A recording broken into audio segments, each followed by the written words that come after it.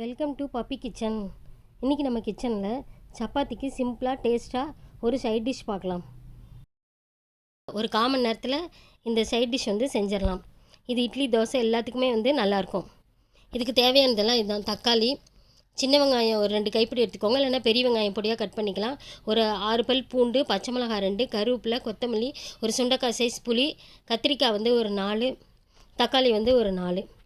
இப்போ ஒரு 4 ஸ்பூன் வந்து எண்ணெய் விட்டுருக்கேன், நல்லெண்ணெய். இப்போ ஃபஸ்ட்டு கட் பண்ணி வச்சுருக்கிற வெங்காயமும் பூண்டையும் போட்டு நல்லா வதக்கிடலாம். வெங்காயம் நல்லா கண்ணாடி பதம் வந்ததுக்கப்புறம் கட் பண்ணி வச்சுருக்கிற தக்காளியை போட்டுடலாம். 4 கத்திரிக்காய் எடுத்துக்கிட்டேன், அதனால் 4 தக்காளி வந்து போட்டு நல்லா வந்து வதக்கிடலாம். நீங்கள் பெங்களூர் தக்காளி எடுத்துக்கிட்டிங்கன்னா புளி வந்து ஒரு சுண்டைக்காய் சைஸ் வந்து போட்டுக்கோங்க. நாட்டு தக்காளிக்கு வந்து புளி தேவையில்லை. இப்போ இதையும் நல்லா வதங்கினதுக்கப்புறம் பச்சை மிளகாய் நான் வந்து 2 போட்டிருக்கேன், அது வந்து 4 போட்டுக்கிட்டிங்கன்னா மிளகாத்தூளோட காரத்தை வந்து குறைச்சிக்கோங்க. கருவேப்பிலை கொஞ்சம், கொத்தமல்லி கொஞ்சம், அதையும் போட்டு நல்லா வதக்கிடலாம். இதெல்லாம் நல்லா வதங்கினதுக்கப்புறம் கட் பண்ணி வச்சுருக்க கத்திரிக்காயும் போட்டுடலாம்.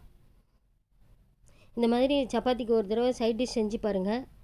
அப்புறம் வீட்டில் வந்து திரும்ப இதே தான் கேட்பாங்க. அவ்வளோ டேஸ்ட்டாக இருக்கும். இட்லி தோசை எல்லாத்துக்குமே இது வந்து நல்லாயிருக்கும். மிளகாத்தூள் வந்து அவங்கவுங்க என்ன மிளகாத்தூள் யூஸ் பண்ணுவீங்களோ அதை வந்து போட்டுக்கோங்க. அது காரமும் அவங்களுக்கு ஏற்ற மாதிரி போட்டுக்கோங்க. இது எல்லாம் நல்லா வதக்கிடலாம். இது தயிர் சாதத்துக்கு கூட தொட்டு சாப்பிட்லாம், அவ்வளோ டேஸ்ட்டாக இருக்கும். மறக்காமல் பப்பி கிச்சனை சப்ஸ்கிரைப் பண்ணுங்கள்.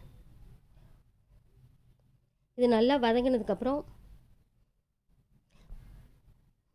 சுண்டைக்காய் சைஸ் இந்த வந்து புளி வச்சுருக்கேன், அதையும் வந்து போட்டுட்டேன். மஞ்சத்தூள் உப்பு வந்து போட்டுருங்க. போட்டுட்டு ஒரு 5 நிமிஷம் வந்து அடுப்பை சிம்லேயே வச்சு மூடி வச்சிங்கன்னா இது வந்து நல்லா வந்து வதங்கிடும்.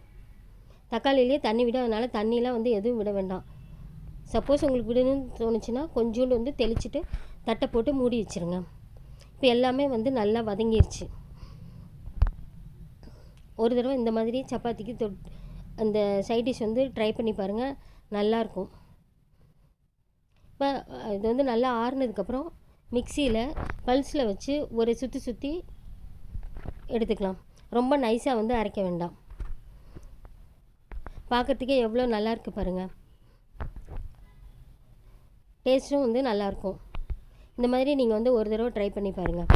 மறக்காமல் என்னோடய சேனலை வந்து சப்ஸ்கிரைப் பண்ணுங்கள். இப்போ அடுத்தது ஒரு 3 ஸ்பூன் வந்து நல்லெண்ணெய் விட்டுருக்கேன்.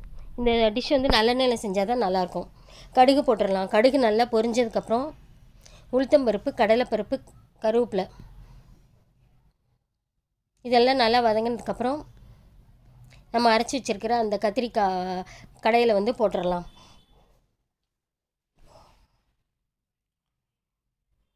நைஸாக அரைக்காதீங்க, இந்த மாதிரி அரைச்சிக்கோங்க.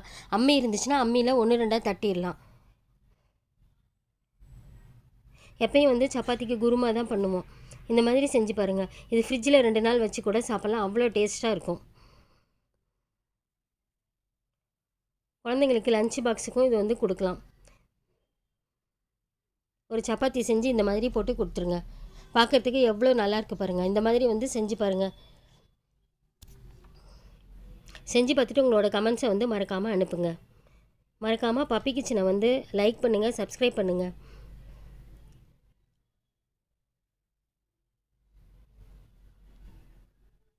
அந்த எண்ணெயெல்லாம் சைடில் ஓரத்தில் கொஞ்சம் பிரிஞ்சு வரும்.